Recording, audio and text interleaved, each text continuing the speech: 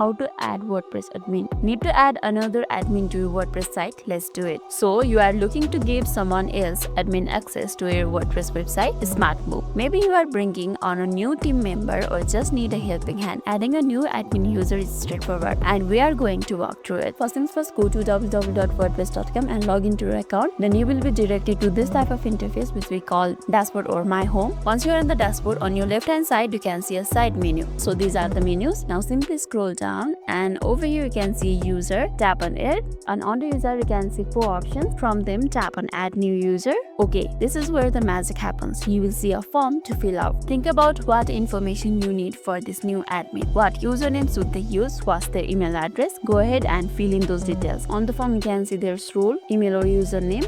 Let's tap on this. Over here you can give 4 types of access: administrator, editor, author or contributor. As we earlier said admin, let's type on administrator for now. Now fill the email or username over here. Then there's also parent email address. Let's keep it as it is. And over here there's a checkbox which say user is a contractor, freelancer, consultant or an agency. If the person you are giving access are a contractor, freelancer, consultant or agency, simply check this box. If not, keep it as it is. And then you can see one option at the last and a new message if you want to transfer then any message. Maybe you are providing this admin access for a social media campaign. You can also specify which social media you are going to. So if there's any specific message you want to mention, you can write it over here. And after you have filled all of them, simply tap on then invitation, tap on it, and as you can see on the screen, invitation sent successfully. And that's it. You have successfully added a new administrator to your WordPress website. Pretty easy, right? Now they can log in and start helping you manage your awesome website. That's all for today's video, and if this video made your day a little bit easier, don't forget to like and subscribe for more amazing tips. Thanks for watching and see you in the next video.